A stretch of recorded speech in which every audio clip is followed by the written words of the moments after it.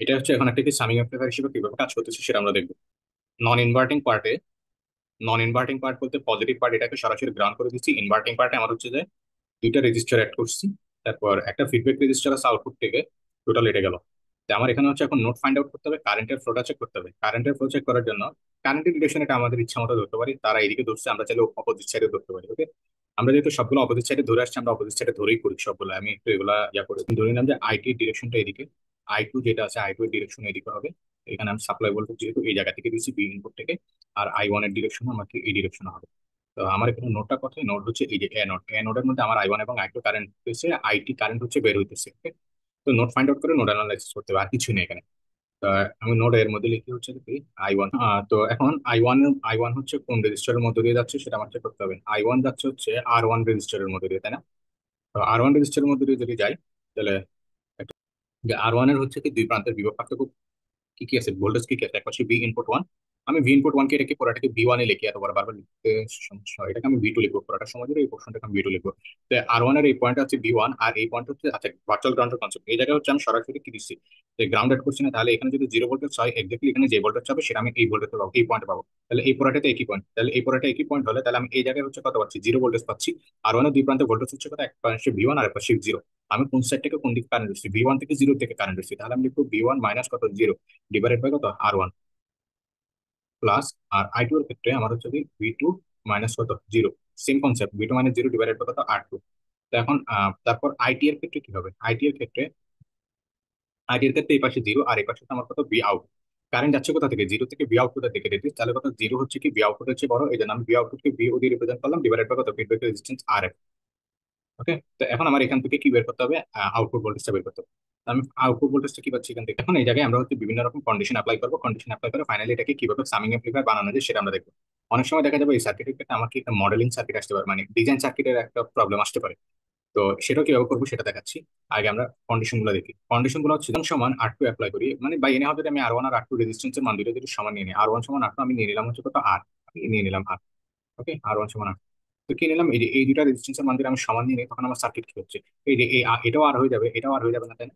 তো এটাও যদি দুইটা যদি আর হয়ে যায়, আমি ওয়ান বাই আর কমন নিয়ে আসতে পারবো, ওয়ান বাই আর যদি কমন নিয়ে নিই তাহলে আমার বি আউটপুট ভোল্টেজ। তো এখন পার্টিকুলার এই কোশ্চেনটা দিকে যদি আমি একটু দেখি, এই যে RF বাই আর এটাকে হচ্ছে কি দুইটা রেজিস্ট্যান্সের ভ্যালুর অনুপাত, তো এটাকে আমরা একটা গেইন হিসেবে চিন্তা করতে পারি।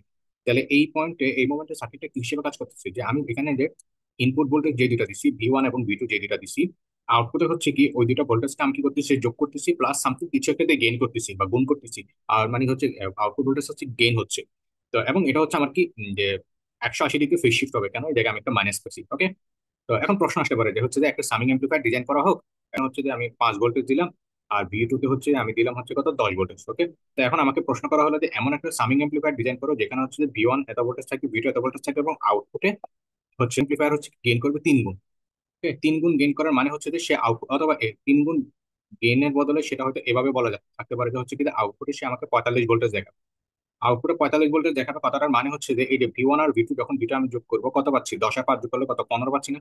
তো 15-এর সাথে কত গুণ করলে 45 হবে, 3 গুণ করলে 45 হবে। তাহলে 3 গুণ করার জন্য কোন পোর্শনটুকুটাকে আমি 3 বানাইতে হবে, RF/R1 এটাকে 3 বানাইতে হবে।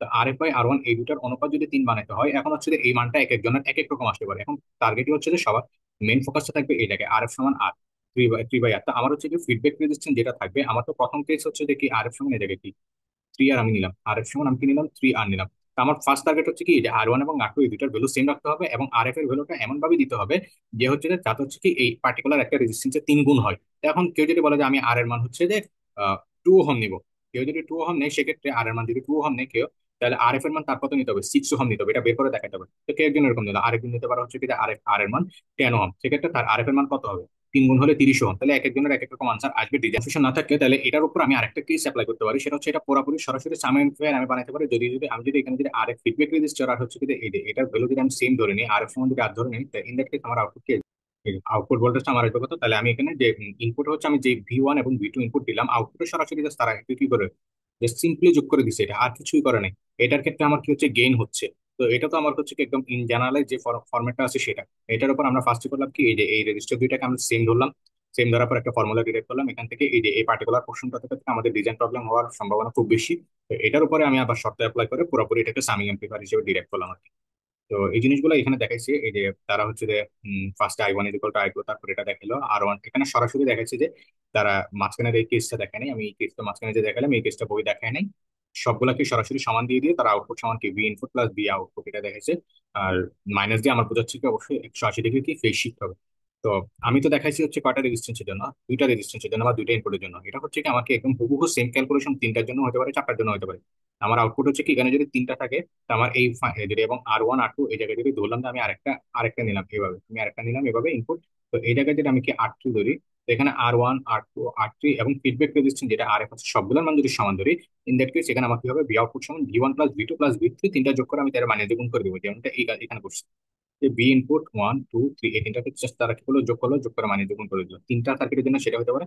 এই যে এখানে এন সংখ্যকের জন্য কয়টা হতে পারে সেটা দেখাইল।